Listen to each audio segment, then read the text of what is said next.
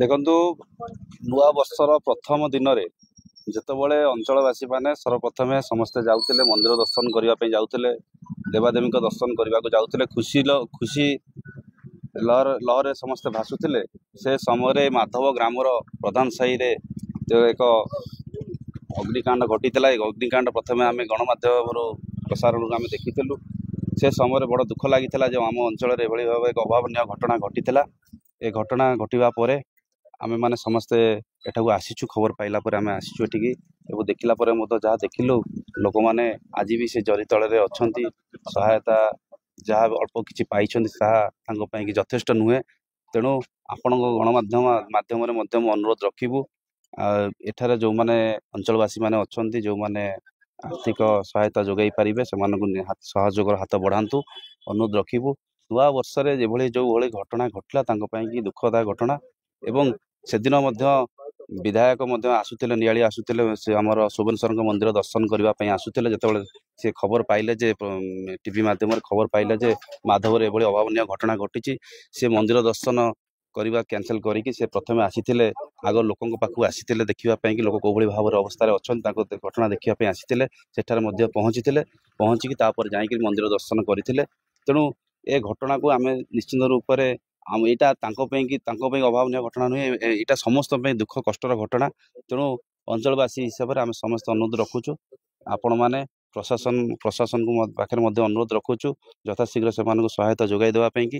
ଏବଂ ଯେଉଁ ଭାଇର ଘରଟିଏ ନାହିଁ ସେ ଭାଇକୁ ଶୀଘ୍ର ତାର ଘରଟିଏ ଯୋଗାଇ ଦେବା ପାଇଁକି ମଧ୍ୟ ଶୀଘ୍ର ଅନୁରୋଧ ରଖୁଛୁ।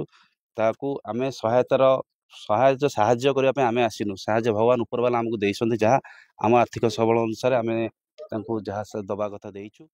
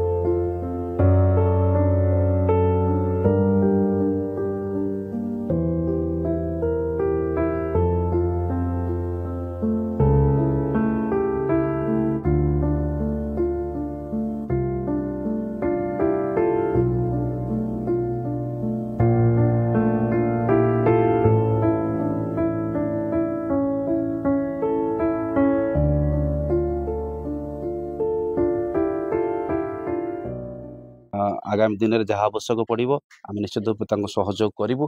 जो पर्यंत आर्थिक स्वच्छल न होती आम साथी रहीचु और समस्ते अंचलवासी हिसाब से आम समस्ते साथी आगामी दिन में रही निश्चित रूप से नियाली ଅଞ୍ଚଳରେ ଯେଭଳି ଅତୀତରେ ଯେତେ ବି ଯାହା ବି ଘଟଣା ଘଟିଛି ସମସ୍ତେ ଏକଜୁଟ ହୋଇଛନ୍ତି, ଦଳଗତ ନିର୍ବିଶେଷରେ ସମସ୍ତେ ଏକାଠି ହୋଇଛନ୍ତି। ମୁଁ ଦେଖିଛି ଯେଉଁ ଘଟଣା ଘଟିଲା ପରେ ଆମ ଅଞ୍ଚଳର ଯେଉଁମାନେ ସ୍ୱେଚ୍ଛାସେବୀ ସଂଗଠନ ମାନେ ଅଛନ୍ତି ଏବଂ ଯେଉଁମାନେ ସମାଜସେବୀ ମାନେ ଅଛନ୍ତି, ବୁଦ୍ଧିଜୀବୀ ମାନେ ଅଛନ୍ତି, ରାଜନୀତି ଲୋକମାନେ ଅଛନ୍ତି, ସମସ୍ତେ ମଧ୍ୟ ସେମାନଙ୍କ ଦୁଃଖରେ ଆସି ଛିଡ଼ା ହୋଇଛନ୍ତି, ସେମାନଙ୍କ ସାଥିରେ ଛିଡ଼ା ହୋଇଛନ୍ତି। ସେମାନଙ୍କର ଯାହା ଆବଶ୍ୟକ ପଡ଼ୁଛି ସହାୟତା ହାତ ବଢ଼େଇଛନ୍ତି ଏବଂ ପ୍ରଶାସନ ମଧ୍ୟ ଯଥେଷ୍ଟ ଭାବରେ ଯେତିକି ସହଯୋଗ କରିବା କଥା ସମୟ ଅନୁସାରେ ସହଯୋଗ କରୁଛି ଏବଂ ଆମେ ଏଠାରୁ ଗଲା ପରେ ମଧ୍ୟ ପ୍ରଶାସନ ସହିତ ମଧ୍ୟ ଆମେ କଥା ହେବୁ। ବିଧାୟକ ମଧ୍ୟ କଥା ହେଇସାରିଛନ୍ତି, ତାଙ୍କୁ ଯଥାଶୀଘ୍ର କିଭଳି ଭାବରେ ସହଯୋଗ ଦିଆଯିବ ସେ ବିଷୟରେ ଆମେ ଆଲୋଚନା କରିବୁ ତାଙ୍କ ସହିତ।